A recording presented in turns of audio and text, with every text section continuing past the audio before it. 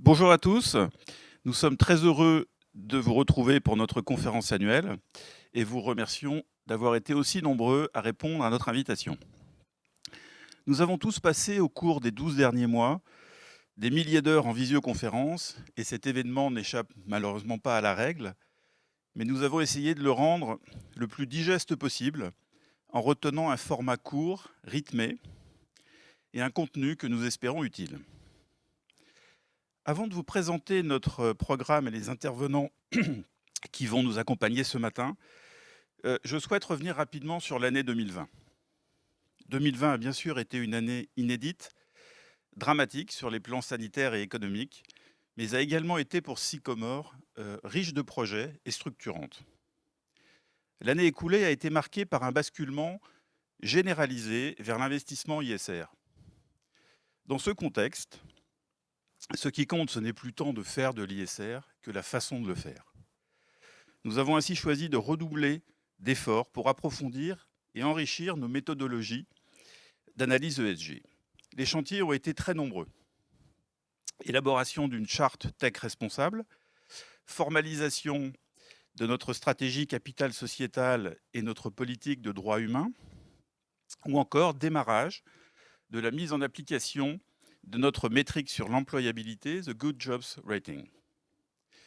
Nous avons parallèlement poursuivi nos avancées sur la NEC, Net Environmental Contribution, approche innovante et robuste visant à mesurer de manière holistique, c'est-à-dire pas exclusivement sous l'angle des émissions de CO2, l'impact environnemental des sociétés dans lesquelles nous investissons. Cette stratégie qui soutient le développement de l'ensemble de notre gamme, et en particulier les fonds thématiques, éco-solutions, Happy at Work, a été couronnée de succès avec une collecte très positive sur notre gamme Action et le gain de plusieurs appels d'offres. Enfin, en 2020, Sycomore a finalisé la labellisation de l'ensemble de sa gamme Long Only, a inscrit sa mission dans ses statuts et surtout est devenu une Bicorp, une première pour un asset manager français. Nous avons également lancé de nouvelles initiatives de croissance, en particulier le fonds Sustainable Tech, et continué d'étoffer notre équipe de gestion avec l'arrivée de 5 nouveaux analystes gérants, dont 2 gérants étrangers. À cet égard, la poursuite de l'internationalisation de notre gamme constitue l'un de nos objectifs prioritaires pour les prochaines années. Pour cette année 2021 et à plus long terme, nous considérons que cette crise, dont les effets se font sentir chaque jour plus durement, doit être également mise à profit pour réévaluer notre façon d'appréhender le monde et faire évoluer nos comportements et notre mode de vie. Les États ont joué depuis le début de la crise un rôle majeur de soutien qui doit désormais être relayé par l'ensemble des acteurs économiques et des parties prenantes, au premier rang desquelles les entreprises. Nous-mêmes, en tant qu'investisseurs, nous avons décidé de faire partie de cette démarche en élevant notre exigence en matière de critères extra-financiers, mais aussi en mesurant mieux notre impact et en multipliant nos actions autour d'un thème qui va devenir de plus en plus central, celui de l'engagement. J'ai le plaisir d'accueillir Thierry Keller. Bonjour Thierry. Le directeur éditorial d'Ouzbek Erika, qui en compagnie de ses équipes, nous a aidés à préparer cette matinée et qui nous accompagnera pour animer nos ateliers. Nous avons choisi aujourd'hui d'articuler notre programme autour de sujets qui nous paraissent essentiels pour cette année, mais également pour le moyen et le long terme. Et nous aborderons en particulier la question de la dette, l'explosion de la dette des États étant une des manifestations la plus spectaculaire des conséquences de cette crise. Nous écouterons sur ce thème l'éclairage particulièrement original de Jacques Attali, qui sera ensuite analysé et mis en perspective par Stanislas de Vaillancourt. Nos gérants aborderont ensuite trois thématiques qui sont au cœur de notre stratégie d'investissement: la finance verte et la relance écologique, la question de la transformation de l'emploi au service de la justice sociale, et enfin la technologie responsable. Mais avant tout cela, nous allons débuter cette matinée autour d'un thème qui nous est particulièrement cher. J'en parlais il y a quelques instants, celui de l'engagement. l'engagement des entreprises elles-mêmes, mais aussi l'engagement actionnarial actif de Sycomore auprès des sociétés dans lesquelles nous investissons. Vous le savez, nous avons pour habitude d'inviter chaque année un chef d'entreprise à nos conférences et nous n'avons pas dérogé à cette règle. Mais ce matin, ce sont 3 dirigeants qui ont accepté de venir témoigner sur ce thème. Je suis très heureux de leur laisser la parole et vous souhaite à tous une excellente matinée.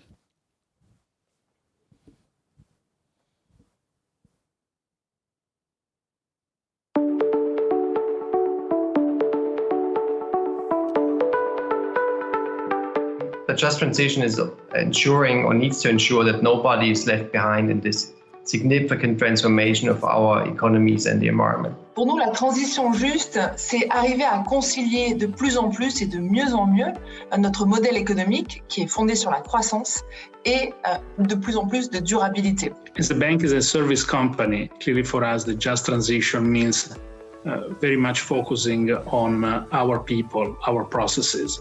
Pour Maisons du Monde, cela veut dire une trajectoire carbone dans laquelle nous inscrivions avec l'ambition de réduire de 25% notre intensité carbone d'ici à 2024. And what does it mean for us as technology companies? I think we are clearly at the forefront of this transformation, and we operating in this space need to make sure, and we have the means to make sure that nobody is left behind in the significant digital transformation. It's a way to define our long-term objectives so that our people, our governance, and our activities in the wider economy are actually aligned.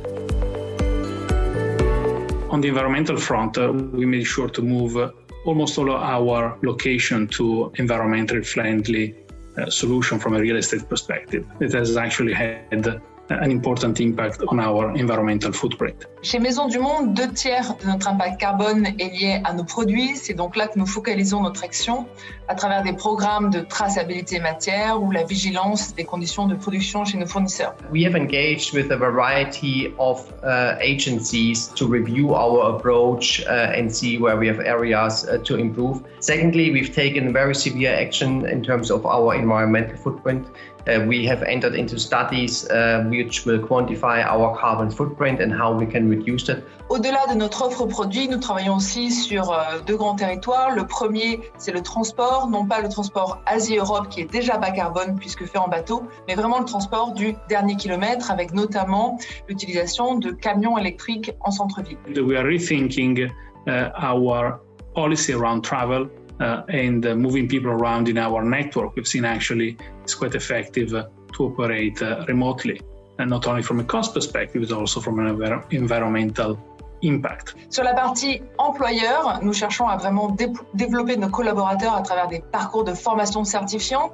Plus de 60% de nos managers aujourd'hui sont issus de la promotion interne et nous développons aussi la mixité. La moitié du comité exécutif sont des femmes et c'est aussi 3/4 de nos directeurs de magasins.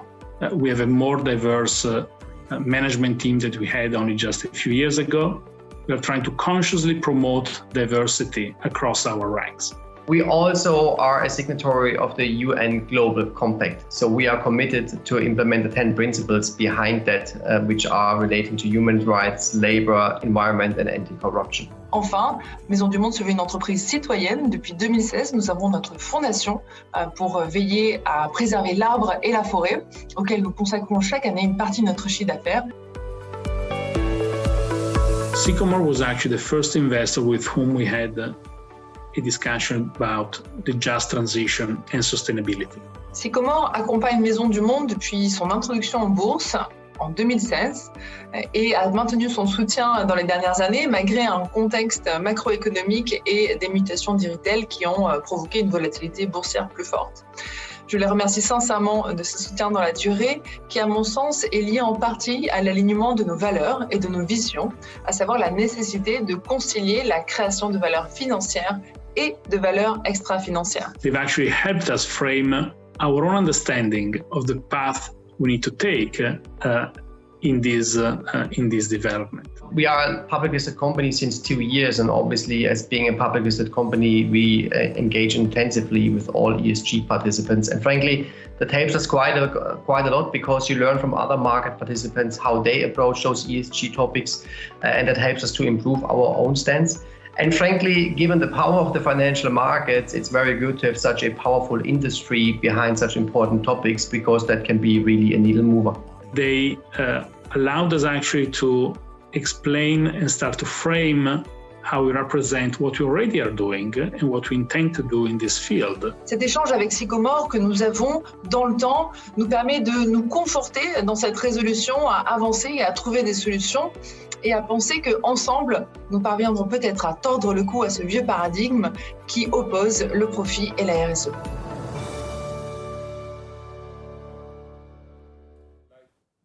Bonjour à toutes et à tous, je suis très heureux de vous retrouver pour animer cette session matinale. Je suis donc Thierry Keller, le directeur éditorial d'Uzbek Erika, un média qui explore le futur. Je crois que c'est un peu ce qu'on va faire ce matin, voire beaucoup, je pense, explorer le futur. On a parlé de transition, on a parlé de finances et aussi de valeurs extra-financières. Ce sont tous ces thèmes sur lesquels nous allons revenir avec un certain nombre d'intervenantes et d'intervenants. Alors, je précise que vous pouvez poser vos questions. Vous pouvez poser vos questions sur cette adresse mail info@sycomore-am.com et les équipes de Sycomore se feront un plaisir d'y répondre autant que vous poserez vos questions dans les jours à venir. Je vous le disais, beaucoup de thématiques aujourd'hui. On va commencer par lancer un petit zapping. Alors je sais que certaines et certains d'entre vous ont déjà eu les teasers, ont déjà vu les teasers. On va se retrouver juste après ce premier petit teaser. Qui va payer la dette? Que s'est-il passé en 2020? On se retrouve juste après. À tout de suite. आसानी से हो ही जाता है। अभी भी आप देख लो हॉस्पिटल के अंदर भी तो छोटे मोटे गार्ड्स वगैरह हैं, कई देखा, अभी मैंने खुद देखा है, मैंने खुद टेस्ट करा, पैसे दिए अंदर चले गए।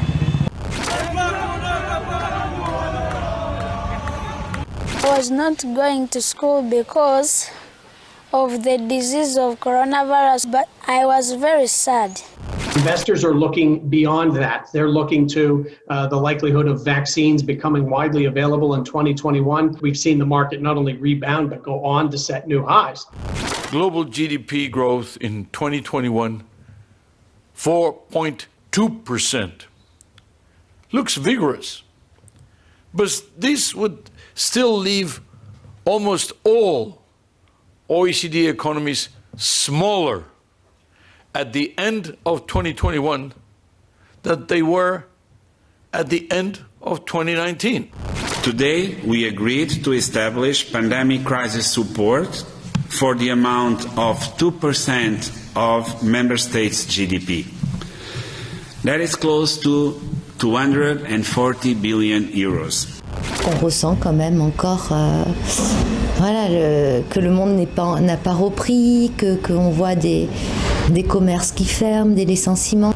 Lever une dette commune sur les marchés et d'utiliser ces 500 milliards d'euros, dette qui aura vocation à être remboursée, comme l'a rappelé Madame la Chancelière, de l'utiliser pour apporter des financements qui seront fléchés en priorité sur les secteurs les plus touchés par la crise sanitaire et économique.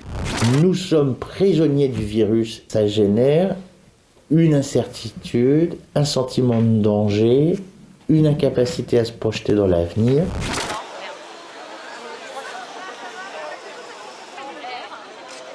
I understand why people would be using large online platforms, but it comes at a cost.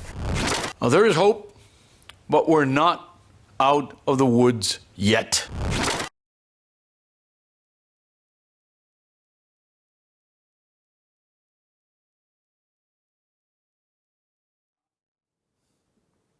Et j'accueille donc Stanislas de Bayancourt. Bonjour Stanislas. Bonjour Thierry. Bon, on l'a vu, hein, une année pas très réjouissante, incertitude, danger. Qu'est-ce qu'on peut retenir de ce court zapping? De ce petit zapping. Ce qui était intéressant, c'est par des images qui parfois sont plus marquantes que des longs discours. Ce qu'on retient, c'est l'augmentation des inégalités avec la crise, la déconnexion et parfois du coup qui génère beaucoup d'incompréhension entre d'un côté l'économie réelle qui est encore en difficulté et de l'autre les marchés financiers, on l'a vu, qui ont parfois repassé des plus hauts et qui font chaque jour des nouveaux records. Donc ça génère des questions très souvent. La fracture aussi dans l'économie entre les secteurs qui ont finalement profité de cette crise. On a parlé de la technologie, de la relance verte, donc ça c'est très positif. Mais il y a beaucoup d'écarts entre ces secteurs et les secteurs beaucoup plus traditionnels qui eux sont très impactés. Et enfin, Aymeric l'a rappelé en introduction, c'est vraiment l'avènement de l'ISR. Depuis quelques années, l'investissement responsable s'est beaucoup développé. Mais 2020, c'est vraiment la preuve du concept, le fait que cette crise rappelle l'importance d'avoir une approche globale et en plus de très bonnes performances de ces investissements cette année. Alors Aymeric aussi, je crois le rappeler, il y a quelques grands témoins qui vont venir nous aider à réfléchir. Il parlait de Jacques Attali, il me semble. Oui, tout à fait. Alors c'est vrai que comme il l'a dit, chaque année, et j'espère que l'année prochaine on se retrouvera en dur, en physique, chaque année on fait venir des patrons d'entreprise. L'année dernière on avait eu Alexandre Bompard de Carrefour et l'actualité était très vivante pour lui récemment. On avait également eu Emmanuel Maril, le DG Europe d'Airbnb. Là aussi, avec son introduction en bourse, ça a été une année très chargée pour eux. Cette année, on a souhaité faire quelque chose d'un petit peu différent. Cette crise, elle est majeure. C'est des crises comme on en connaît même pas tous les 10 ans, peut-être tous les 50 ans. Et on a souhaité prendre un petit peu de recul avec quelqu'un qui a beaucoup d'expérience, qui a une vision transversale aussi du point de vue de la société, des États, des entreprises, pour voir ce que lui en retenait. Évidemment, il y a la question de la dette, mais il y a la question de l'évolution des mentalités, comment les entreprises sont prêtes à y répondre. Donc on a voulu lui soumettre tous ces thèmes il y a quelques jours pour voir sa réaction et sa vue sur ces événements. Je vais donc te demander de réagir à ce que nous dit Jacques Attali, qu'on écoute tout de suite.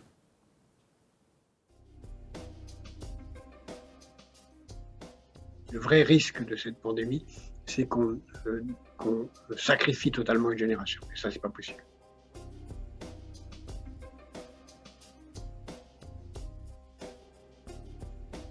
Le bruit court qu'on commencerait à parler du non-remboursement des dettes des banques centrales.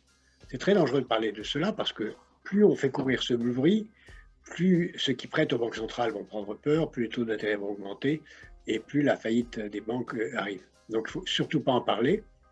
Je pense que c'est d'ailleurs une très mauvaise idée parce que les créances qu'ont les banques centrales, ce n'est pas la totalité des dettes publiques, il y en a d'autres. Pourquoi est-ce qu'on annulerait celles des banques centrales et pas les autres? Donc il y aura une question qui va se poser pour les autres. Et les autres, c'est très largement nos retraites, nos fonds d'assurance vie, etc. Donc c'est très difficile d'imaginer cela. Donc je pense que la clé repose sur la stabilité des banques centrales. Au fond, on prête très facilement à quelqu'un qui a une durée de vie infinie. Quelqu'un qui est mortel, on fait très attention à ce qu'il vous rembourse avant de mourir. Quelqu'un qui a des héritiers, c'est pas grave, on dit ses héritiers nous remboursement. Quelqu'un qui est mortel, on lui fait prendre une assurance pour ses remboursements. Une banque centrale, et un pays, ça a une durée de vie infinie. Donc plus la durée de vie est infinie, plus la banque centrale peut se refinancer à l'infini, plus le pays peut emprunter à long terme. Mais après tout, rien n'interdit à la France d'emprunter à 100 ans aujourd'hui. On peut même emprunter à 100 ans sans remboursement, une dette perpétuelle. Et donc je crois plus à ce modèle-là qu'au débat fallacieux sur l'annulation de la dette des banques centrales. Une dette perpétuelle est remboursée par la dette suivante et les taux d'intérêt négatifs font baisser la dette par définition, puisque la dette est moins forte en raison des taux d'intérêt qui permettent de faire baisser la valeur de la dette. L'action des banques centrales, comme l'action des Européens au niveau de la Commission, des gouvernements européens, va dans le bon sens pour l'instant, mais il y a une question nouvelle qui se pose, c'est qu'il y avait un pacte de stabilité avec des histoires de 60%, 3%, etc., qui est totalement caduque, ça a explosé. Donc il est très important maintenant que les Européens se mettent d'accord entre gouvernements et avec la Commission européenne et avec la Banque centrale sur un nouveau pacte européen qui permettrait de donner du sens à cet endettement, de lui donner une signification. Moi, je plaide pour que l'endettement serve non pas à boucher des trous, mais à financer ce que j'appelle l'économie de la vie. Donc s'il y avait un pacte de stabilité européen qui ne soit pas que pour financer le vert, je suis un peu sceptique quand je vois la Banque centrale dire qu'elle va être une banque verte. Non, la Banque centrale finance l'économie en général, elle n'a pas à choisir les secteurs. Mais si elle choisit de financer des secteurs, il faudrait qu'elle choisisse de financer tous les secteurs qui aident à la vie. La santé, l'hygiène, l'éducation, le climat, le digital, la culture, les secteurs fondamentaux dont la société a besoin et qui permettraient de réorienter notre économie grâce à cela. Donc je plaide pour un aggiornamento du pacte de stabilité européen entre pays et avec la Commission et la Banque centrale, qui ne sera pas facile à négocier parce qu'il y a une partie des Allemands et des pays du Nord qui voudront en revenir aux 60% et aux 3% et à l'orthodoxie budgétaire, mais qu'un tel pacte, dans le contexte d'un investissement vers les secteurs d'avenir, en période de pandémie en particulier, aurait particulièrement de sens. Les entreprises sont redevables à l'égard d'un très grand nombre d'acteurs, leurs actionnaires, leurs salariés, leurs consommateurs et l'ensemble de la communauté dans laquelle ils s'inscrivent. Et de plus en plus, ces différents acteurs commencent à être préoccupés de ce qui se joue à l'avenir et demandent tant à l'État qu'aux collectivités territoriales qu'aux entreprises de penser à l'avenir. Ce que j'appelle moi l'économie positive, c'est-à-dire travailler dans l'intérêt des générations futures. Je rêve d'un moment où les entreprises mesureront toutes l'impact de leur activité sur les générations futures, vérifieront si elles sont positives en termes économiques, durables économiquement, durables socialement, durables écologiquement, durables démocratiquement et en termes de lutte contre les différentes formes de corruption, de protection des minorités, et que les actionnaires ou les épargnants refusent d'investir dans des entreprises qui ne feraient pas la preuve qu'elles sont positives ou qu'elles font ce qu'elles peuvent pour le devenir. Là, on aurait une action conjointe des banques, des entreprises, des épargnants, des consommateurs, des salariés, qui pousseraient avec l'État dans les mêmes directions. Il y a de nouvelles formes qui se mettent en place dans le travail que le Covid accélère, qui sont très importantes. On se rend compte qu'il y a beaucoup de voyages qui étaient inutiles, beaucoup de réunions qui pouvaient être faites à distance, mais rien n'en remplacera le contact vivant. Rien ne remplacera un concert, une pièce de théâtre, un film, une rencontre en tête-à-tête, un cours donné par un professeur, des rencontres dans les couloirs. Rien ne remplacera la machine à café, rien ne remplacera la réunion improvisée, les choses qui ne sont pas prévues. Le télétravail peut remplacer le formel, mais la clé des choses se fait dans l'interstice du formel, c'est-à-dire dans l'informel, et on perd énormément à n'avoir que ça. La responsabilité des entreprises va être de réinventer, entre autres, leur nouveau mode de travail, avec un équilibre nouveau entre solitude et hospitalité, entre égoïsme et altruisme, faire en sorte que les gens puissent travailler de chez eux, mais aussi puissent venir, que les centres des entreprises, les sièges sociaux des entreprises ressemblent plus à des hôtels, à des restaurants, à des lieux de rencontre, qu'à des cages où il y a des bureaux les uns à côté des autres.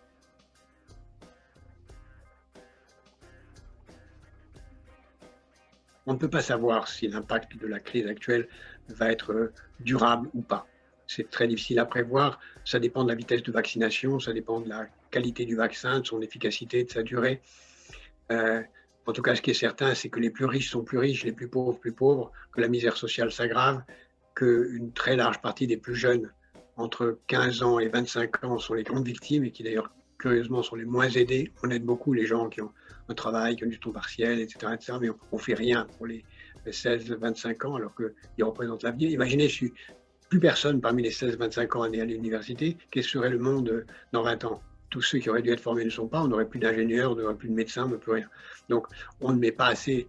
Le vrai risque de cette pandémie, c'est qu'on sacrifie totalement une génération. Et ça, c'est pas possible. Pour tirer parti de ce qui se passe, il faut d'abord, à titre individuel, se rendre compte qu'on n'est rien sans les autres, développer l'altruisme de toutes les façons possibles, aider les autres de toutes les façons possibles. Il faut développer aussi tout ce qui nous permettra de créer les conditions de nous mettre en situation de sérénité. Donc toutes les applications et toutes les formes de réflexion sur soi-même sont très importantes, mais dans l'échange, dans l'altruisme, dans le partage. Rien n'est pire que l'autarcie, que la fermeture, que le narcissisme auquel pousse une période comme celle-là. Donc si on veut bien l'utiliser, c'est prendre conscience qu'on a intérêt à ce que les autres soient vaccinés, qu'on a intérêt à ce que les autres portent un masque, qu'on a intérêt à ce que les jeunes puissent faire leurs études, comme je le disais tout à l'heure. On a intérêt à ce que les jeunes fassent leurs études. C'est notre intérêt que les jeunes fassent leurs études. Donc se rendre compte qu'on a intérêt au bonheur des autres, c'est ça qu'on doit apprendre de cette crise.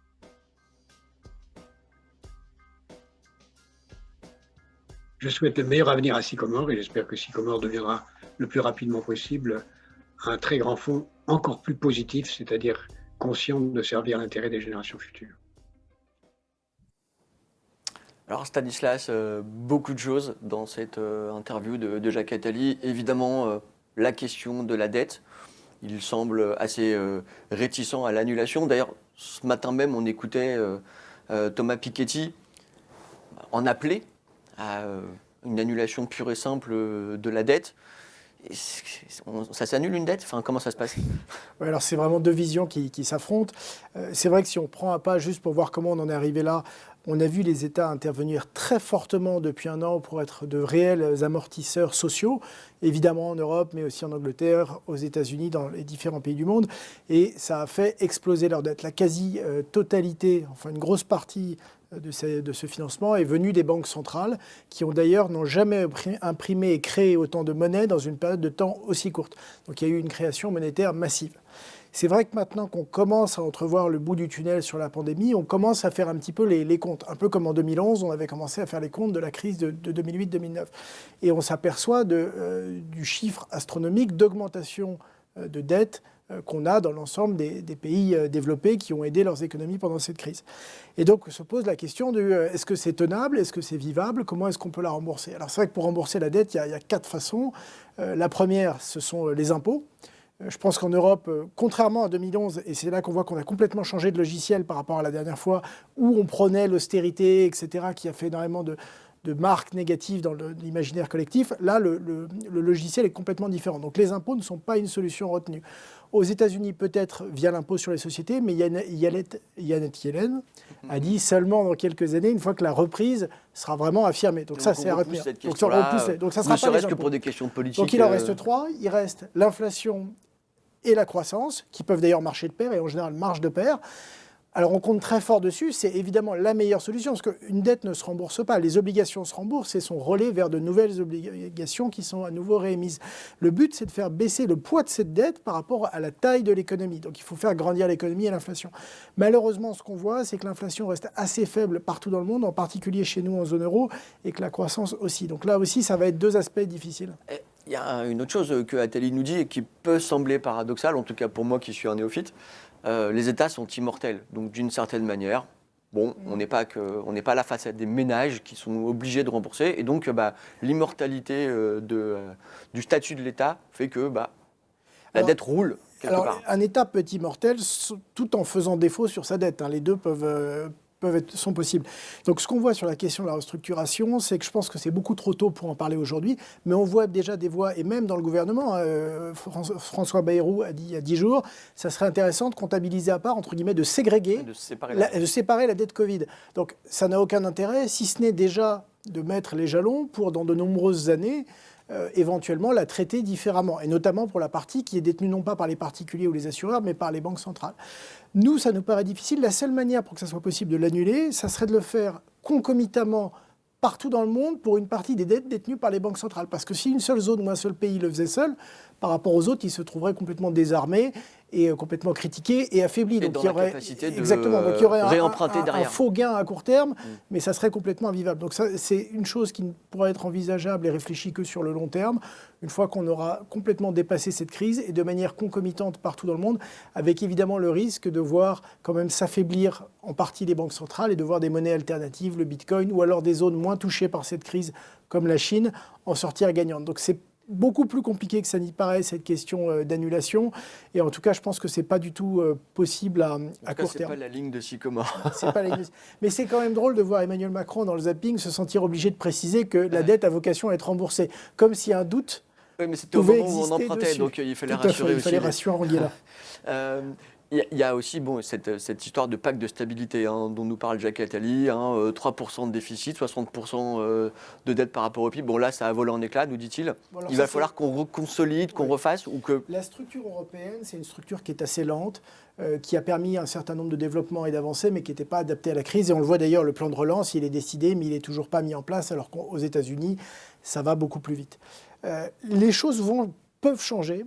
Et notamment, il y a un espoir immense qui est né cette semaine. Si Mario Draghi arrive à former un gouvernement en Italie, c'est quand même quelqu'un qui a une crédibilité immense, qui a une autorité presque en Europe, bien au-delà de l'Italie dans les différents pays.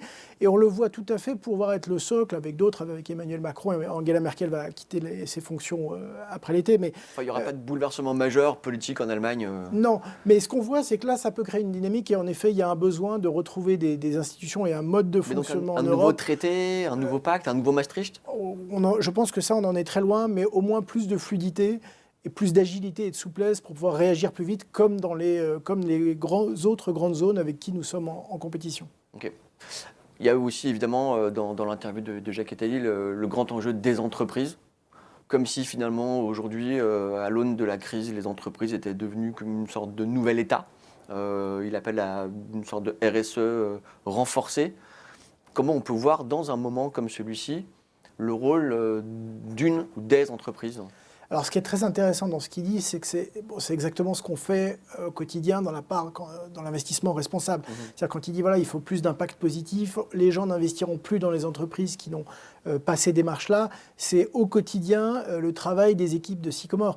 Déjà, les entreprises commencent à reporter, à donner de plus en plus de chiffres depuis quelques années sur des aspects extra-financiers, non financiers, qui nous permettent de travailler. Mais on est obligé d'aller plus loin que ça. Quand il parle d'économie positive, ça revient à tous les fonds d'investissement, nos fonds d'investissement qui recherchent à avoir de l'impact, à driver du changement, sans évidemment l'opposer à la profitabilité, à la rentabilité, etc. Donc ce qu'il décrit, c'est exactement le sens de ce qui se passe aujourd'hui, de ce que nous faisons et ce que vous continuez à faire. Ce qui est intéressant dans cette crise, c'est qu'elle est finalement un accélérateur. Énormément de choses qui étaient perçues. Ça fait un bout de temps que Attali nous parle d'économie positive. Mais énormément de choses qui étaient perçues, qui commençaient à avancer du point de vue de l'investissement d'un côté, du point de vue des entreprises de l'autre, vraiment accélèrent après cette crise. Et on a vraiment un changement de braquet. On a également un changement d'administration aux États-Unis qui, notamment sur la question de l'écologie, change également la donne. Lui, il n'est pas d'accord avec ce que veut faire la BCE, mais Christine Lagarde, elle pousse aussi pour le financement vert. Donc on a énormément de choses qui se transforment et les entreprises qui changent de logiciel. Et celles qui ne changent pas de logiciel sur ces questions-là, de toute façon, elles vont rencontrer davantage de difficultés dans les années à venir. Alors bon, finalement, ce nouveau monde, à quoi va-t-il ressembler ? On parle de taux négatifs, donc moi-même, en tant que simple citoyen, j'ai appris qu'on pouvait avoir des taux négatifs. Donc, oui, a priori, votre banquier vous l'a caché. Ouais, en tout cas, c'est pas ce que je rembourse sur mon Pinel. Ce qui est certain aujourd'hui, c'est qu'avec le stock de dette qu'on a, et puisqu'on ne va certainement pas l'annuler à court terme, on ne peut pas avoir de remontée de taux parce que les stocks sont tellement importants que ça coûterait beaucoup trop cher au budget annuel des États. Donc notre vision, c'est qu'on rentre vraiment dans une période longue, plus de 10 ans de taux administrés par les banques centrales, non seulement sur le taux court qui est fixé aujourd'hui à moins 0,5%, mais sur l'ensemble de la courbe des taux pour la maintenir à un niveau très bas qui permettent aux États de financer cette dette qui est beaucoup plus importante sans que ça obère leurs finances et leur budget annuel. Et donc ça a un impact très fort pour l'investissement, c'est qu'on ne peut plus dire tiens, on a des taux temporairement bas parce que ça fait partie d'une politique de relance pour 1, 2 ou 3 ans.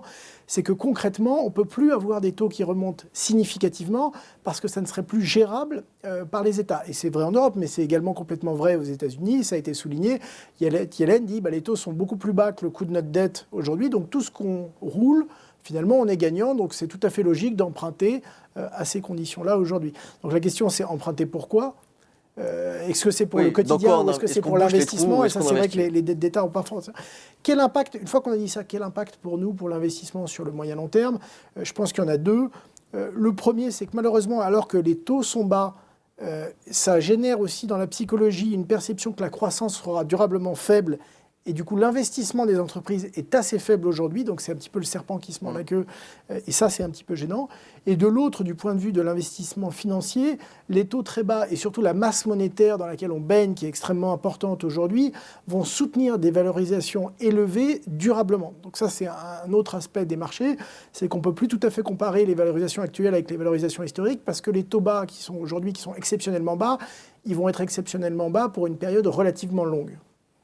Donc ça, c'est un impact très fort pour l'investissement et ça change un certain nombre de paramètres. Tu parlais il y a presque un aspect psychologique dans cette affaire, habituer finalement les sociétés, en particulier les pays de l'OCDE, à se conformer à l'histoire que les taux seront bas longtemps et que donc on peut emprunter et ainsi de suite. On parle souvent des fameuses générations futures.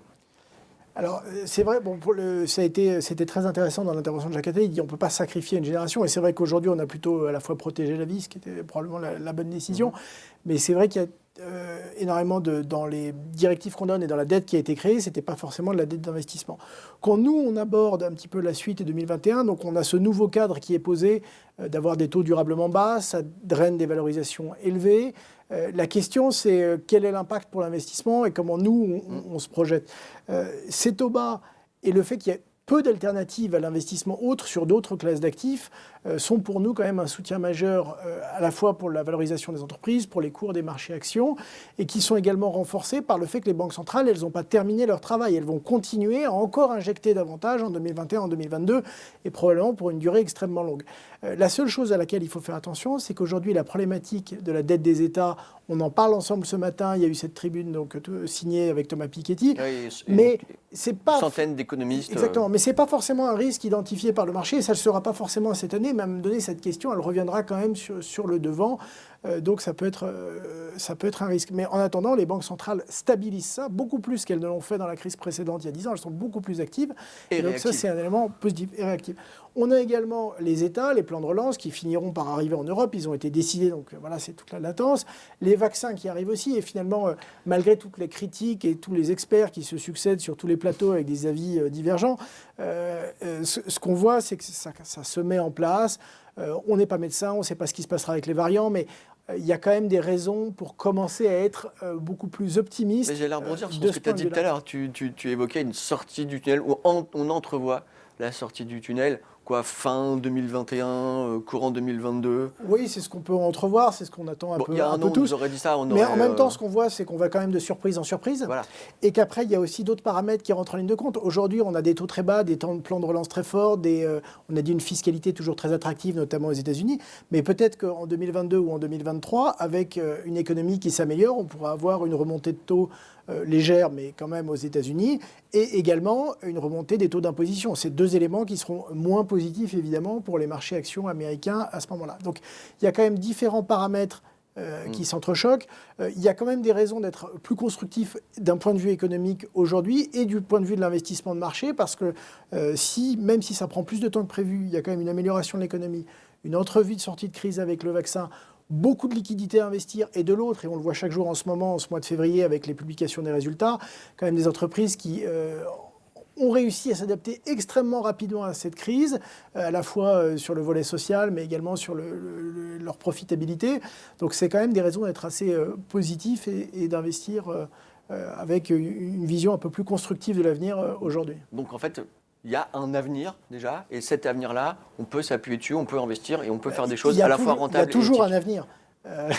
Après, mais il était très bouché, il y avait quelque chose de l'ordre de quand même. Il est clairement meilleur.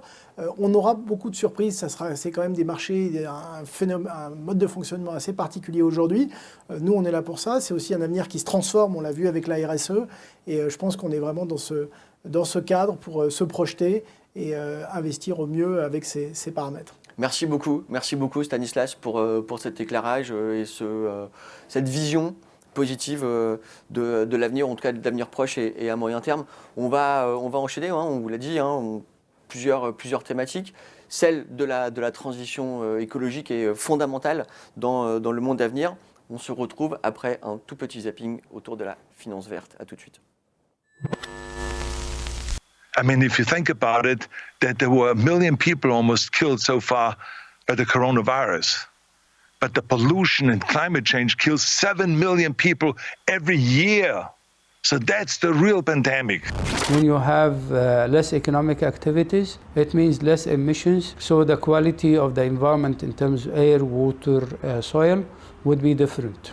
So I think the first thing that would happen is that the private banks should stop investing in fossil fuels. They have been investing trillions in fossil fuels and move into investments in low carbon, zero carbon infrastructure and renewable energy. Interdire également le chauffage extérieur sur l'espace public. Alors, il s'agit de mettre fin à des pratiques qui constituent des aberrations écologiques et qui conduisent à des surconsommations complètement injustifiées d'énergie. So business need us because we are the future. We are the solution as indigenous peoples. So you need to listen from us, learn from us, and get your business sustainable. By 2035, we will eliminate in the state of California the sales of internal combustion engines. C'est en France que le véhicule propre qui équipera l'Europe et le monde dans les années à venir s'inventera. We know we can do something about it. While combating climate change means jobs. Des moyens financiers très conséquents seront ainsi consacrés à la modernisation des chaînes de production, à la robotisation, la numérisation, l'innovation écologique et l'industrie 4.0. We can unleash American ingenuity in manufacturing and build a stronger, more climate-resistant nation, creating millions of new high-paying jobs. To act means recognizing that time for tepid diplomacy or greenwashing has passed. The procurement budget just for the country where I live in the UK is 3 times larger than the innovation budget. What if we procure differently? What if we do the loans of a public bank in such a way that they're conditional on the transformation of sectors? 节能减排的角度，二氧化碳减排角度，它的确是一个新的能源、再生能源，减少这个不像化石能源。但是它对生态系统，特别对省市生态系统来说 ，It's a fallacy to believe that solving climate change has to trade off with the living standards and improved living aspirations of the world's 2 billion poorest people.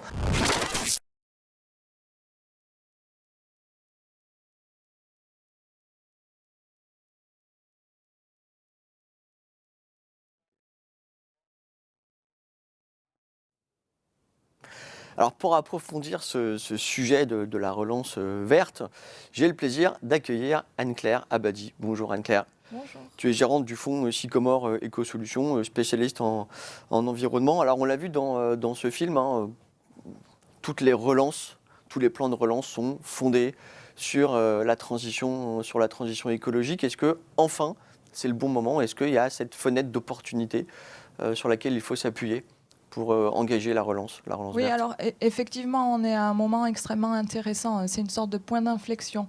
On a d'un côté l'opinion publique qui est préoccupée sur l'avenir de la planète, mais qui est également encline à enclencher un changement profond, que ce soit dans la pression qu'elle met sur les entreprises et les États, mais aussi dans les comportements. Et de l'autre, on a élément encore plus important, je pense, les politiques publiques. Donc on a vu l'Europe qui a placé au centre de son plan de relance la croissance verte, 750 milliards d'euros, 30% du budget européen qui sera dédié à la transition.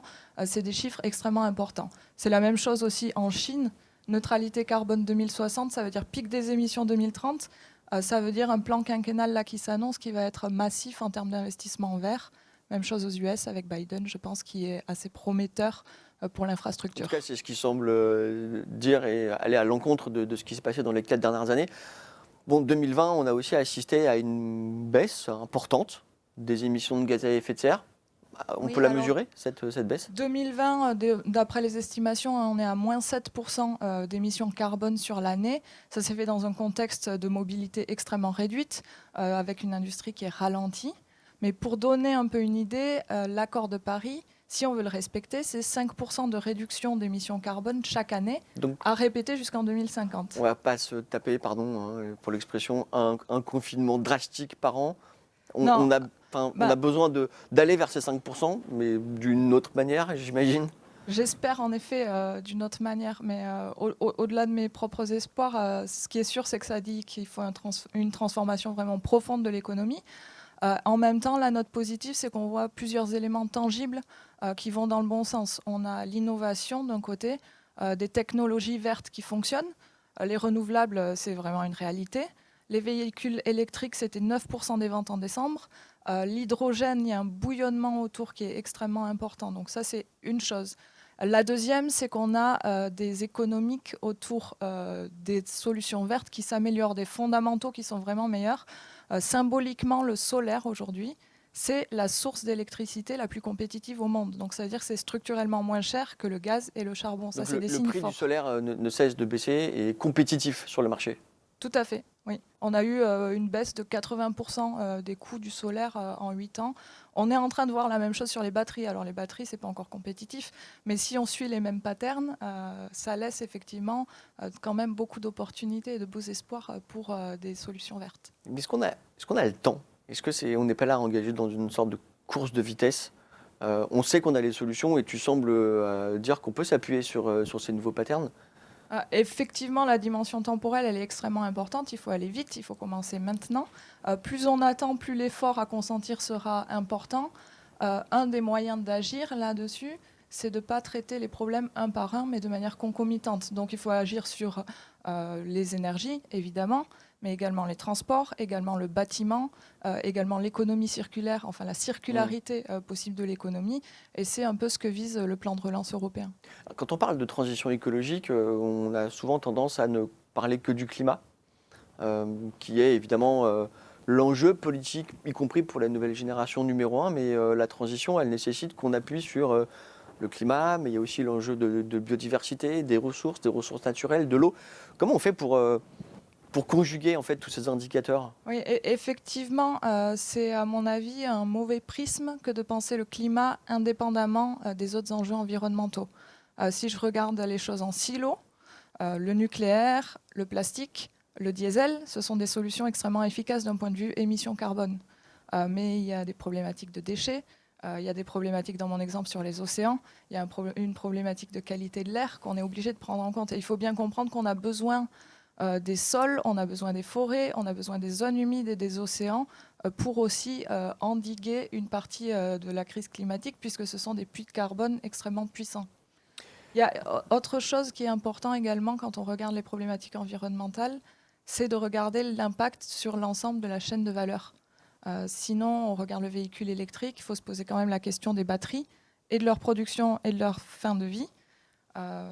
Donc là-dessus, il faut avoir vraiment une vision holistique des problématiques. Comment on fait pour conseiller un client sur une vision holistique? Parce que tout ça est très convaincant, concrètement, quand on est dans du conseil en investissement. C'est extrêmement compliqué. Il faut, je pense, essayer d'appréhender cette complexité avec des outils fiables. C'est un peu un apprentissage continu. Chez Sycomore, ça fait depuis 2015 qu'on travaille sur la NEC, Net Environmental Contribution, qui est cet indicateur holistique environnemental. On ne cesse d'apprendre et d'améliorer. C'est aussi important de connaître un peu la modestie ou l'humilité qu'on doit avoir vis-à-vis de ces dynamiques qui sont complexes. Notre compréhension des phénomènes évolue avec le temps. Là, on est dans un moment d'accélération. Et est-ce que cet indicateur holistique a de bonnes chances d'être généralisé? On l'espère, c'est un indicateur qui est mis sur la place publique aujourd'hui, donc on espère que ça sera un outil qui sera de plus en plus intéressé et intéressant. Parfois, il y a des entreprises qui, alors on ne va pas les accuser, mais elles le pratiquent sans doute à leur corps défendant, une sorte de greenwashing, où on se dit à la fin d'un exercice, mon bilan carbone, hop, il a baissé de 10% d'une année sur l'autre, en oubliant finalement les autres indicateurs. Et, je prends l'exemple un peu facile, mais si je regarde Amazon, quand ils signent... c'est toujours facile de prendre Amazon, donc très bien, allons-y. Un corporate PPA, donc pour avoir un approvisionnement en électricité verte pour un data center, c'est très bien. La question, elle est peut-être plus légitime à se poser sur quels produits ils mettent sur le marché, quelle est la durée de vie de ces produits-là et quels sont un peu les leviers quand on est Amazon pour influencer le choix de consommation. Ça, c'est une première chose. Après, en termes de greenwashing, je pense que nous aussi, en tant qu'acteurs de la finance, on doit se questionner sur nos propres attitudes et nos propres choix. Mais se questionner dessus est déjà un premier pas, finalement. Oui, c'est un premier pas. Et après, il faut essayer d'agir. Je pense que si on veut avoir des fonds actifs dans la transition écologique, l'idée, c'est pas d'éviter les problèmes. Donc, ça va pas être d'éviter l'industrie, d'éviter la mobilité et les questions qui fâchent. C'est vraiment de chercher au sein de ces enjeux, au sein de ces secteurs qui sont fortement polluants, quelles sont les solutions de demain et venir les financer avec un fléchage des investissements qui est très clair. Est-ce qu'on n'est pas face à un paradoxe? On cherche la sobriété, on cherche à baisser drastiquement nos émissions de gaz à effet de serre. De l'autre côté, on réclame de la croissance, on a besoin de relancer l'économie. Et il y a un terme très à la mode en ce moment, c'est le terme de ligne de crête. Alors, face à cette injonction paradoxale, où se trouve la ligne de crête? Ce qu'il faut comprendre, c'est que les rythmes de croissance dans les pans verts de l'économie sont bien plus élevés que ce qu'on voit par ailleurs. Si on regarde les installations prévues en éolien offshore pour 2021, c'est 40% de plus que ce qui était fait en 2020. Donc c'est énorme, mais il n'y a pas que les énergies renouvelables. Si je regarde le plan européen, c'est tripler le rythme de rénovation des bâtiments. Donc là aussi, on parle de croissance soutenue. On est sur plus 35% de croissance pour les infrastructures de charge du véhicule électrique. Donc là-dessus, on voit vraiment des dynamiques qui sont extrêmement fortes pour ce pan de l'économie. Par ailleurs, ça veut aussi dire des décélérations des pans de l'économie qui sont beaucoup moins vertueux du point de vue de l'environnement. Typiquement, sur les énergies fossiles, on voit des ralentissements. Sur d'autres pans un peu plus qui deviennent obsolètes, ça implique des mutations qui seront importantes. Un des enjeux de la crise actuelle, c'est qu'évidemment, on l'a vu, on est passé d'une crise sanitaire à une crise sociale, et donc avec une destruction d'emplois importante et partout dans le monde.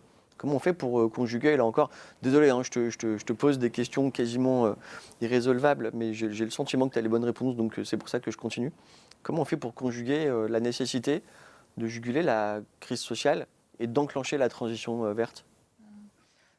Peut-être il y a 3 éléments sur la réconciliation sociale et environnement qui sont importants. Le premier, ça sera la répartition des richesses, parce que si on pense qu'on va tous avoir le rythme de consommation et de pression environnementale d'un Qatari ou d'un Américain, ça ne va pas fonctionner à 7 milliards d'êtres humains. Si tout le monde vit comme un Américain, il faudrait 4 planètes. Exactement, mais après, ce n'est peut-être pas ce qu'on veut non plus.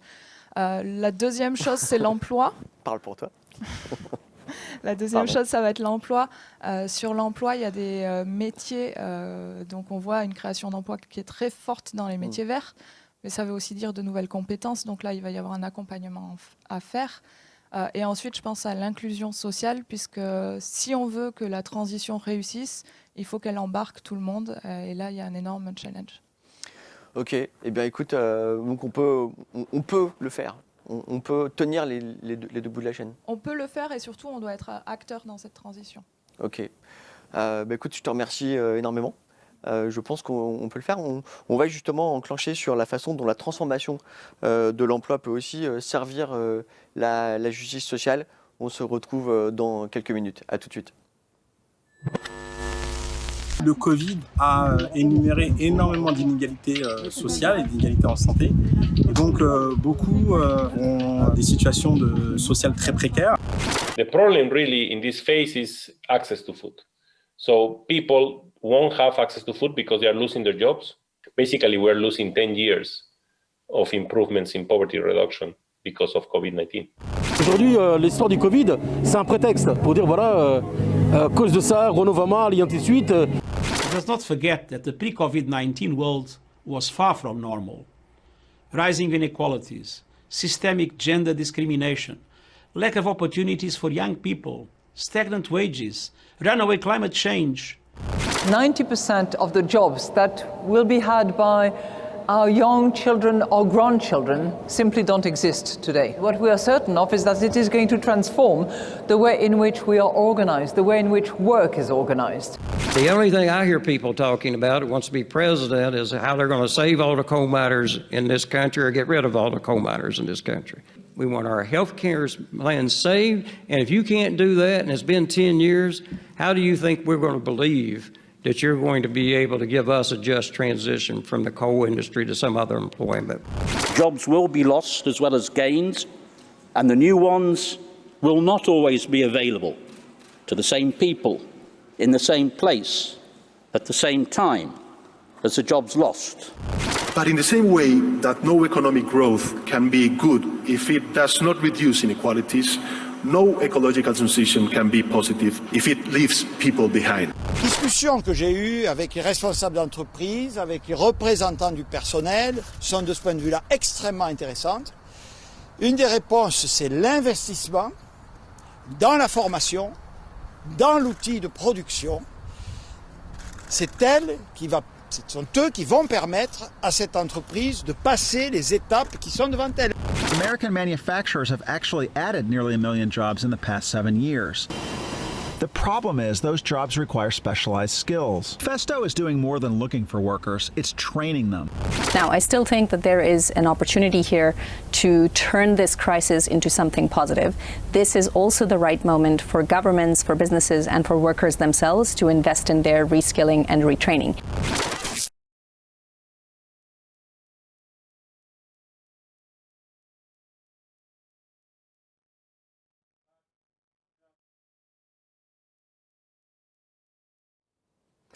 Et j'accueille donc Frédéric Ponchon, gérant du fonds Sycomore Shared Growth. Bonjour Frédéric. Bonjour Thierry. Shared Growth. Alors, Shared Growth, c'est la croissance partagée, c'est l'idée du gagnant-gagnant entre la société avec un grand S et les entreprises. Nous sélectionnons des entreprises qui tirent leur croissance et leur performance précisément de l'amélioration qu'elles apportent à la vie humaine en matière de santé, de sécurité, de nutrition et d'éducation. Ok, alors bon, on l'a vu dans ce zapping, la crise est violente. Des jobs vont disparaître. Le patron de l'Organisation internationale du travail nous le rappelle. C'est quoi le contexte et comment on peut y répondre? Comment on peut répondre à cette violence et à cette soudaineté de la crise? Je crois déjà que malgré en fait, le soutien massif et très réactif de tous les gouvernements, on n'a pas encore vu l'impact, notamment en termes de destruction d'emplois. Et derrière les destructions d'emplois nettes, comme toujours, il y aura des gagnants et des perdants. Et les perdants, comme probablement à chaque crise, ce sera les populations les plus vulnérables, les moins formées, les moins employables. Donc cette crise, finalement, comme dans beaucoup d'autres dimensions, elle a servi d'accélérateur d'une tendance qui était déjà à l'œuvre et en l'espèce depuis plusieurs décennies, qui est celle de l'accroissement des inégalités. Alors, des inégalités de revenus via l'emploi, des inégalités de patrimoine aussi, puisque l'injection massive de liquidités de la part des banques centrales, finalement, a eu pour effet la reflation des actifs. On voit les indices actions qui sont au plus haut, mais des actifs, naturellement, de ceux qui en ont. Alors, la crise aura aussi servi de révélateur des inégalités géographiques, de manière brutale parfois dans l'accès aux soins, l'accès aux diagnostics, aux vaccins, et en termes d'âge également. Et on avait avant la crise déjà 1 million de jeunes qui en France, quasiment 1 million de jeunes en France, qui n'étaient ni en emploi, ni en formation, ni en études, et qui avaient décroché du système carrément. Voilà, qui n'avaient pas d'occupation dans la société. Je pense que c'est un chiffre qui a largement augmenté avec tous les très nombreux en fait, diplômés de l'année 2020. On a beaucoup entendu dans le débat public revenir le nom de Schumpeter, de la fameuse destruction créatrice. En tout cas, nous, les journalistes, c'est un truc qu'on écrit assez facilement. D'ailleurs, la plupart de nos confrères n'ont pas lu Schumpeter.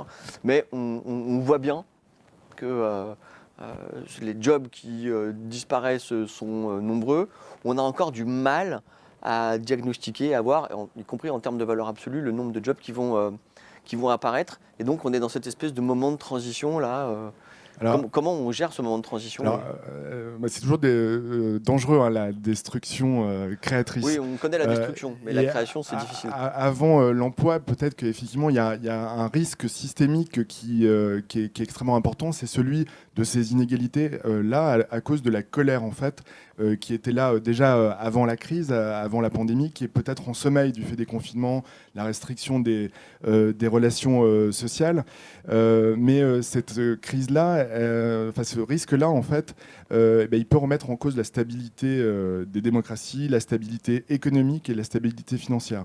Mais même au-delà de ça, sans parler de ces risques extrêmes, finalement, les inégalités nuisent gravement à la croissance. Alors, c'est pas le titre d'un programme politique, c'est le titre d'un bulletin du FMI qui donne des guidelines très précises sur le coefficient de Gini, par exemple, qui mesure les inégalités. Au-delà de 0,27 de coefficient de Gini, on a finalement des inégalités qui sont néfastes pour la croissance. Néfastes parce que finalement, les déciles les plus pauvres n'ont plus de mobilité sociale, n'investissent plus dans leur capital humain, ce qui capte la croissance à long terme. Puis à plus court terme, finalement, cette croissance économique, elle est aussi capée parce que les déciles les plus pauvres, ce sont eux qui ont la plus grande propension à consommer. Je crois que ce risque, ce qui est important de noter, c'est qu'il n'est pas estimé à sa juste valeur. On a vu que le risque climatique, finalement, c'est devenu quelque chose de matériel, qui est reconnu. Mesurable.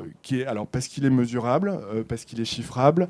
Du coup, parce qu'il est chiffrable, aussi, on a plus de réglementation, on a des engagements comme l'accord de Paris qui donnent des directions chiffrées. Puis par ailleurs, je pense que la sphère aussi privée considère que la question sociale relève de l'action publique.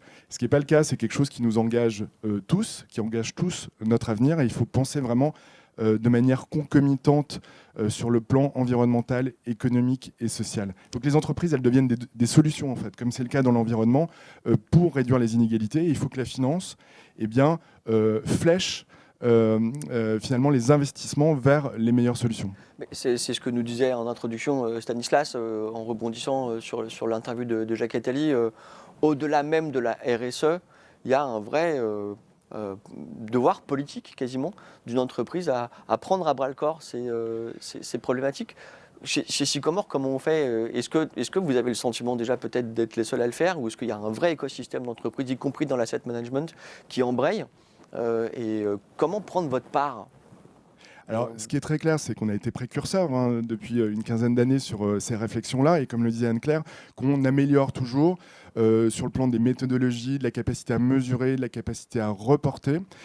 Par exemple, notre outil SPICE, donc notre outil d'analyse, chacune des lettres, c'est un acronyme, représente une des parties prenantes. Eh bien, il est fondé sur la conviction que la création de richesses durables, de valeurs durables dans une entreprise n'est possible que si elle est partagée avec l'ensemble des parties prenantes. Et du coup, ça veut dire qu'au cœur de notre processus de sélection des valeurs et de valorisation, il y a cette idée de la mesure de l'équité du partage de la valeur. Alors, on parlait des emplois, et on est allé un petit peu plus loin justement sur les emplois, parce que c'est un des leviers principaux en fait des réductions des inégalités. On a vu les inquiétudes qui sont légitimes qu'il y avait dans le zapping. Si effectivement on continue d'opposer fin du mois et fin du monde, il y a très peu de chances qu'il y ait une acceptabilité et donc une réussite de la transition. Donc c'est important que les emplois soient au cœur des réflexions. Je pense que le Covid, c'est une chance qui est assez unique justement de réaligner les impératifs sociaux, notamment l'emploi, avec les transitions. Et en soutien de l'action publique, il faut absolument que les entreprises, parce qu'elles en ont le pouvoir et donc la responsabilité en tant que finalement source de création d'emplois, d'offrir des opportunités d'emploi qui soient à la fois de qualité, qui soient durables et qui soient accessibles à tous. Donc il y a forcément un nouveau dialogue en fait à enclencher entre les entreprises et les pouvoirs publics. Est-ce qu'il y a une sorte de délégation de service public qui est conférée aux entreprises aujourd'hui? Non, je crois pas. C'est comme ça que tu le verrais? Non, je crois pas. Je crois que les actions de public et les actions des entreprises doivent être, je dirais, concomitantes. Et c'est en ce sens-là que finalement tout l'argent qui est mis aujourd'hui par les gouvernements, eh bien, c'est une impulsion qu'il faut absolument que les entreprises saisissent. Alors, nous, on est allé plus loin justement dans la mesure de la participation des entreprises sur le plan de l'emploi. On a créé on a développé une métrique qui s'appelle The Good Jobs Rating, qui permet de mesurer en fait l'impact sociétal des entreprises en tant qu'employeurs, et notamment sous le prisme de la réduction des inégalités. Alors cette métrique, elle a 3 dimensions. La dimension quantitative de la création d'emplois à la fois directs et indirects. Une dimension qualitative, donc sur la qualité des emplois. Est-ce qu'il y a de l'équité dans les rémunérations ? Est-ce qu'il y a des possibilités de progression de carrière? Est-ce qu'il y a une bonne inclusion des populations les plus vulnérables, et notamment les jeunes, qui est effectivement un défi colossal. Alors, cette métrique, par exemple, eh bien, dans les sociétés qu'on analyse, on a vu tout à l'heure Maison du Monde. Maison du Monde a une très bonne note sur ce rating-là pour 2 raisons. C'est un très gros employeur de jeunes. Et c'est une société qui a son siège social à Nantes, et donc qui est une locomotive pour la dynamique économique locale. Alors, s'intéresser à l'emploi, finalement, c'était tout à fait dans la logique de notre mission, qui est d'investir pour développer une économie plus durable et plus inclusive, et générer des impacts positifs pour l'ensemble de nos parties prenantes. Et on a décidé d'aller plus loin finalement dans cette recherche d'impact, en lançant très prochainement un fonds sur la thématique de l'emploi, un fonds solidaire 90-10, où la partie cotée, les entreprises seront sélectionnées sur cette métrique The Good Job Rating, et où on pourra investir jusqu'à 10% des actifs dans des entreprises solidaires qui emploient des personnes éloignées du marché traditionnel du travail, comme des travailleurs handicapés, des chômeurs de très longue durée et des personnes très peu qualifiées. Alors justement, en termes de... Tu parlais d'employabilité. On est là face à un enjeu gigantesque si on veut enclencher les transitions et si on veut que les nouvelles générations soient en mesure de faire vivre cette transition, mais pas seulement d'ailleurs les nouvelles générations, il y a aussi tous ceux qui sont aujourd'hui en poste et qui ont besoin de switcher, de pivoter, d'être dans une société apprenante permanente.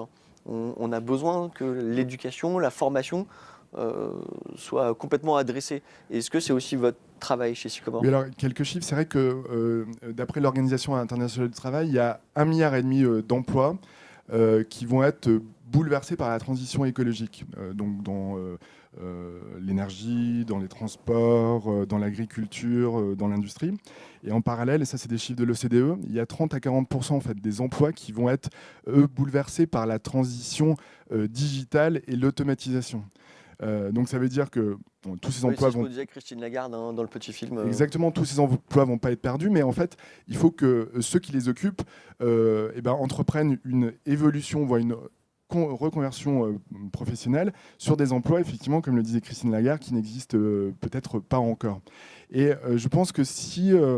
dans cette phase de mutation profonde, la résilience de l'économie, elle va tenir à la capacité des entreprises justement à accompagner cette montée en compétences de leurs collaborateurs vers les compétences clés pour demain. Et si on veut que la transition se fasse, il faut que ces bénéfices soient partagés et qu'il y ait une démocratisation en fait des compétences en fait porteuses. Quelques chiffres de l'OCDE qui sont assez paradoxaux.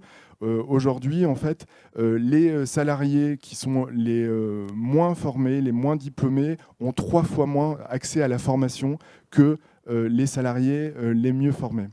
De même manière, finalement, ceux qui ont peu de risques d'automatisation sont beaucoup plus formés que ceux qui pourtant en ont beaucoup.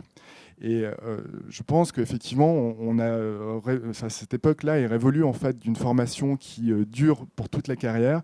On est dans un processus d'éducation et d'apprentissage de compétences qui va être continu. Et ça ne concerne pas que les jeunes, ça concerne toutes les générations. Et surtout dans un moment d'incertitude permanente où on a besoin de se retourner, d'être ultra agile finalement. Alors, en fait, effectivement, la formation continue, c'est une source d'agilité. On a vu pendant la crise combien c'était une qualité cardinale. Ça permet d'être plus autonome vis-à-vis de compétences aussi qui sont rares et recherchées. Et puis, ça permet d'être aligné avec ces transitions. Et donc, vraiment, l'investissement en fait, dans ce capital humain, c'est essentiel pour une croissance économique durable et inclusive. C'est pour ça qu'on a décidé de lancer un fonds sur la thématique de l'éducation, aussi bien de l'éducation initiale que de l'éducation tout au long de la vie. Et c'est une thématique qui a de très nombreux leviers de croissance, comme par exemple l'élévation du niveau de vie dans les pays émergents ou les nouvelles opportunités qui sont apportées par la technologie. C'est une bonne transition pour passer à notre séquence suivante. Merci beaucoup, Frédéric, c'était hyper éclairant. C'est donc bien un secteur qui embauche, c'est celui de la technologie. Alors comment profiter de la puissance de l'innovation technologique pour alimenter cette transition juste et quels sont les risques, comment y faire face? C'est tout l'objet de la séquence qui vient. On se retrouve juste après. Merci encore, Frédéric. I'm wearing an exo-vest, which is actually an exoskeleton that helps lift my arms up and throughout the day with my job. So it makes my job a whole lot easier and a lot less strenuous. I believe that this vision of AI innovation is meaningful because it enables us and encourages us to come up with more daring, more innovative ideas for our future. And so we're thrilled to say that she is now painting, but she's also working collaboratively with humans as well. You can see here highlighting that I'm currently brushing the left side of my mouse. If I then move over to the right side of my mouse, it also recognizes that. IT becomes an increasing trend. We're starting to see tech everywhere, in our bedrooms, in our homes, in our bathrooms, in our toothbrushes, and it's getting a little too much. It's about us actually looking for or inventing new interfaces, because at the end of the day, the machines still have their limitations, because no machine will ever make 100% performance. It doesn't exist in the universe. So there will be always room for humans to make the difference. I personally welcome our new AI overlords. I think that they will do a great job, and I support them in their mission. Is it good news or bad news? Well, I would tend to say that all technology is somewhat neutral, and it depends on what you do with it. This is why we are promoting a responsible, human-centric approach to artificial intelligence. We will be particularly careful with sectors where essential human interests and rights are at stake. Linguistic diversity of Europe is not necessarily favouring the formation of major data pools. And we all know that the more data, the better for machine learning, for example. Et j'entends beaucoup de voix qui s'élèvent pour nous expliquer qu'il faudrait relever la complexité des problèmes contemporains en revenant à la lampe à huile. Je ne crois pas au modèle Amish. Et je ne crois pas que le modèle Amish permette de régler les défis de l'écologie contemporaine. Make sure that every citizen, every employee, every business, well, they stand a fair chance of reaping the benefits of digitization. Everyone says, you know, we're not worried about CCTV or facial recognition because, you know, we're innocent. That is a problem with the kind of passiveness of just accepting the system. And so when you look at the tasks of today, in just another 5 years, by 2025, those tasks will be equally done by machines, if you will, so robots and algorithms, as people. However, that doesn't mean that new jobs won't emerge, and they will certainly be emerging.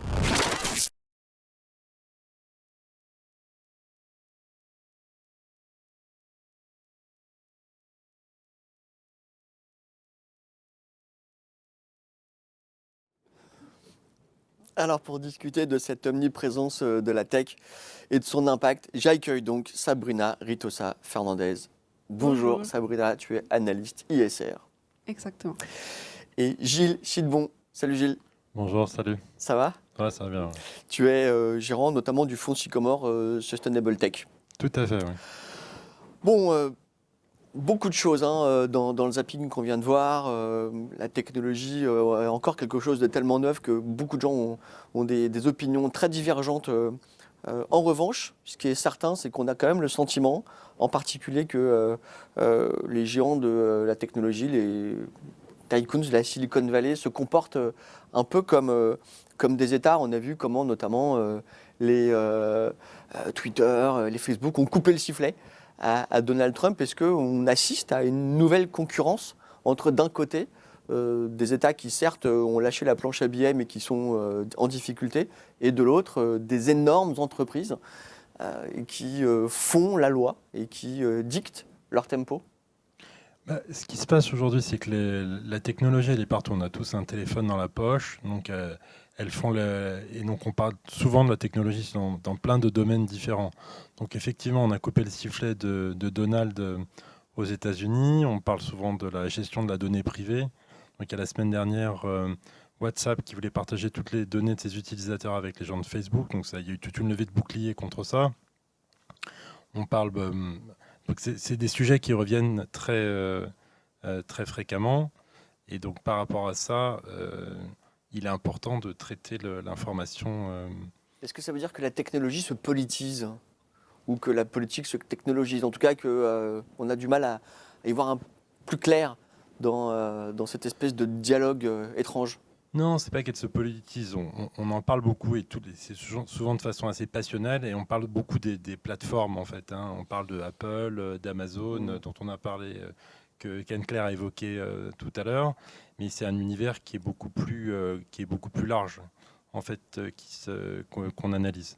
Donc elle est partout. Les sociétés, on l'a vu dans le zapping, les entreprises, elles sont en demande justement pour s'améliorer par rapport au sujet de responsabilité. On a d'un côté un discours que je qualifierais de techno-solutionniste, la tech peut tout, et de l'autre côté un discours très mesuré au milieu, un discours un peu centriste sur la neutralité de la technologie. Comment Sycomore se situe par rapport à ça? Je vous pose la question un peu à tous les deux. Sabrina?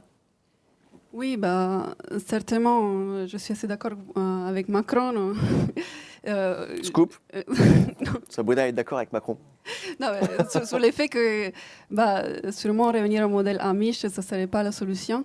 De l'autre côté, la tech responsable, c'est peut-être pas aussi c'est ce qu'on a aujourd'hui, ou au moins c'est ce qu'on a vu les 10 dernières années se développer. Je pense que, comme toujours, la vertu reste au milieu. Donc la tech, elle peut être vraiment un outil très puissant pour favoriser cette transition juste dont on a beaucoup parlé, mais il faut la maîtriser de façon responsable et faire très attention à ces externalités négatives. On va y revenir tout à l'heure, et notamment la façon dont Sycomore aborde cette tech responsable. On a vu aussi dans le petit film qu'il y avait quand même une accélération de la fracture numérique, à la fois entre les pays du Nord et du Nord vers le Sud. La tech, elle peut être abordée de différentes manières, mais à condition qu'elle soit, comme disait l'autre, partagée par tous. Gilles, comment on résorbe cette fracture ? Est-ce qu'il y a des moyens de le faire ? Est-ce que les entreprises peuvent le faire ? Les entreprises, elles peuvent le faire. Elles mettent des outils à disposition. La technologie, c'est qu'un outil et ça peut être utilisé de façon positive et négative. Et donc, de façon positive, on voit que il y a un problème de désertification rurale. Donc, les gens vont dans les villes. Donc, des solutions de travail à distance comme Zoom, comme Teams, ça permet de repopuler, de ramener les gens dans les zones rurales.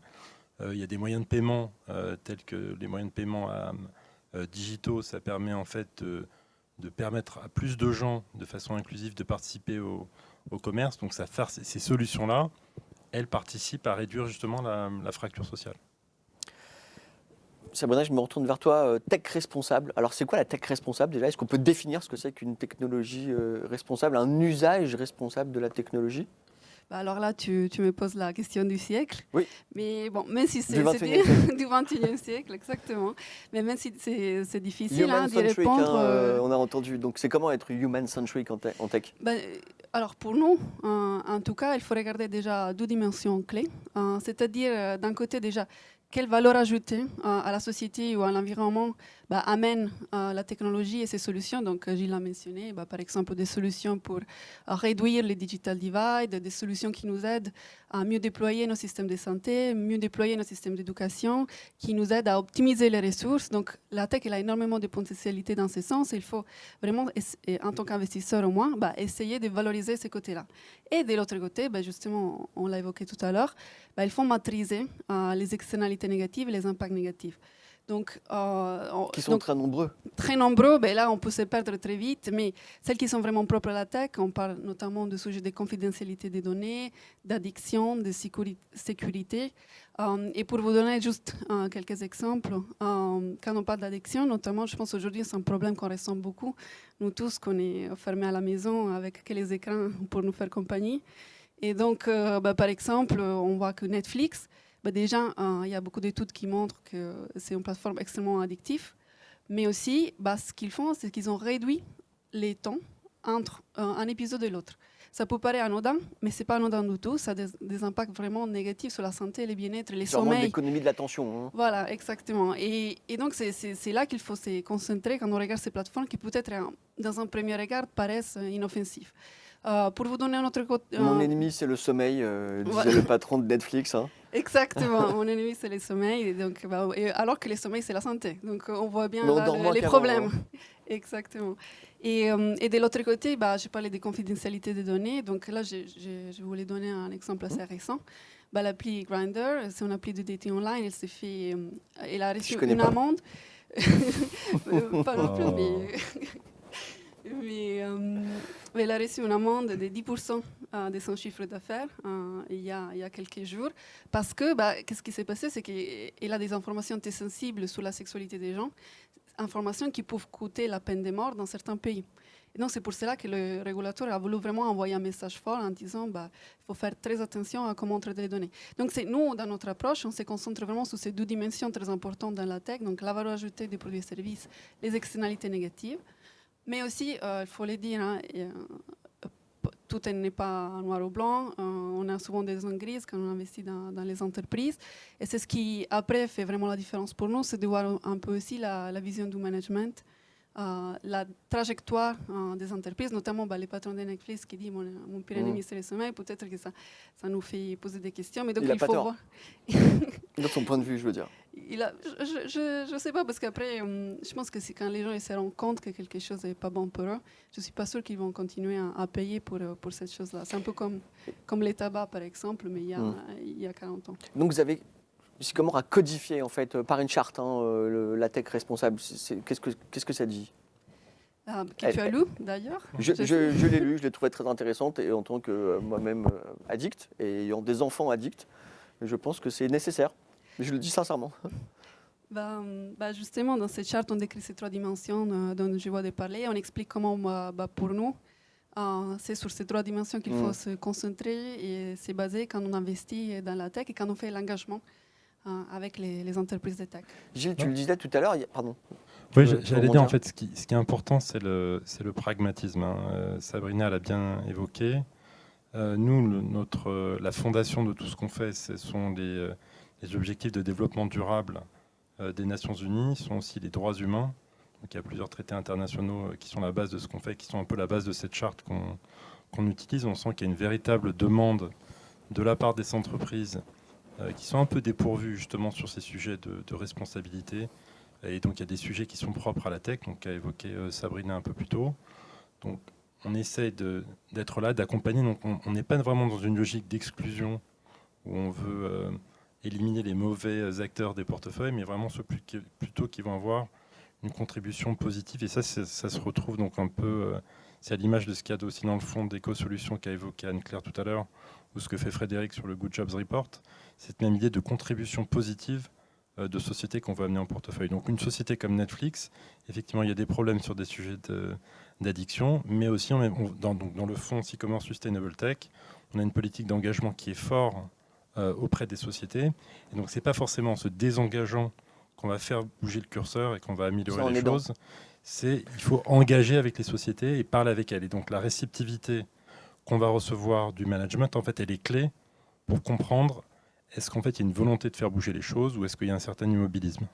Est-ce que ce n'est pas aussi lié au fait que durant toutes les années 2010, on a beaucoup parlé de transformation digitale, il y a eu une injonction finalement dans les entreprises à se conformer au rythme technologique du reste de l'humanité et donc on a fait de la transfo digitale à marche forcée sans forcément réfléchir à ses externalités et c'est peut-être maintenant qu'on se dit « Ah, zut, qu'a-t-on fait ?»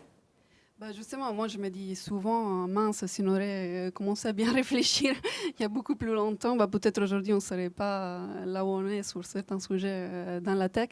Mais effectivement, je pense que les entreprises à l'époque, dans l'excitement de la technologie, ils ne se sont pas forcément posé les bonnes questions.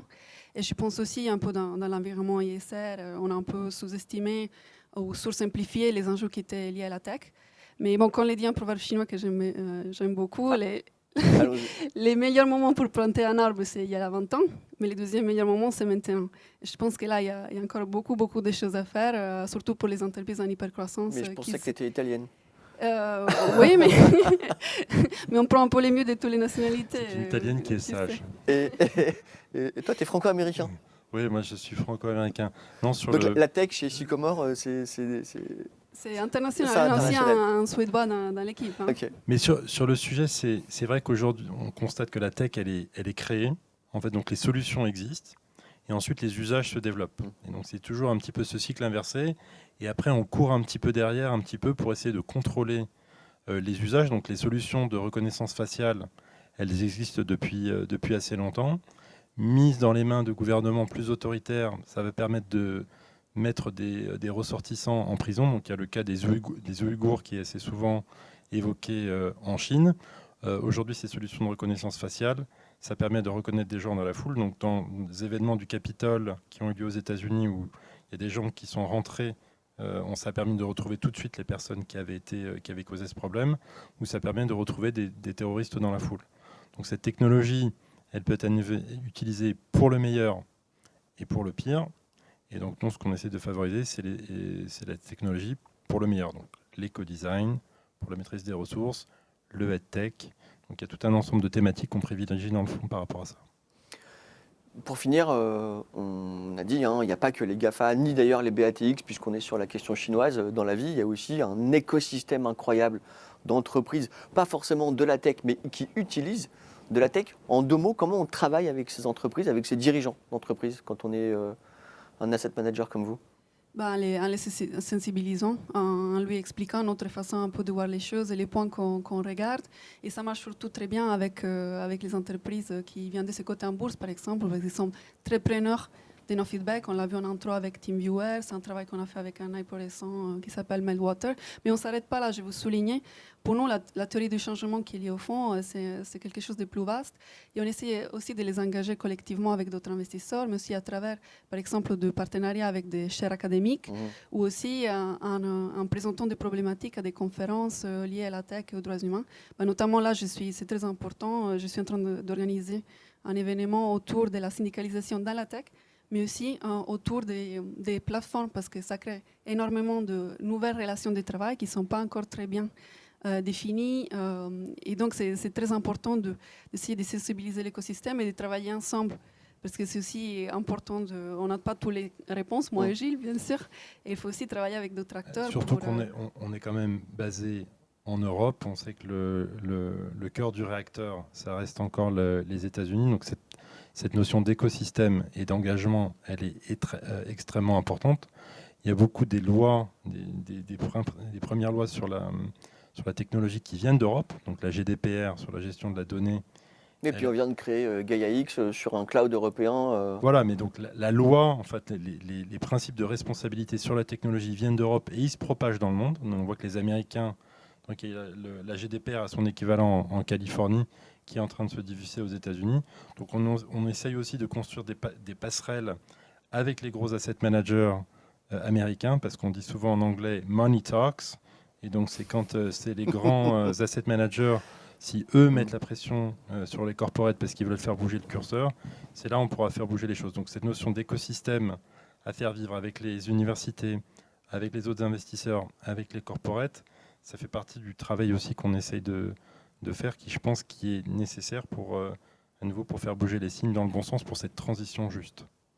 Écoute, on ne peut pas faire une meilleure conclusion de votre partie. Merci vraiment Sabrina, merci Gilles, merci à tous les deux pour ce discours de tech responsable qui, je crois, doit tous nous inspirer.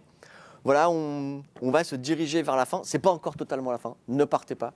Le meilleur pour la fin. Ouais, le meilleur pour la fin. Alors, le clou du spectacle, on ne sait plus comment le nommer. En tout cas, je vous remercie encore beaucoup. Merci à toi. Pour ce qui me concerne, restez là 2 minutes. Pour ce qui me concerne, c'est le moment pour moi en tout cas, conclure. Moi, je suis très heureux. Je voudrais remercier à titre personnel toutes les équipes de Sycomore. Franchement, c'était un vrai bonheur de travailler avec vous.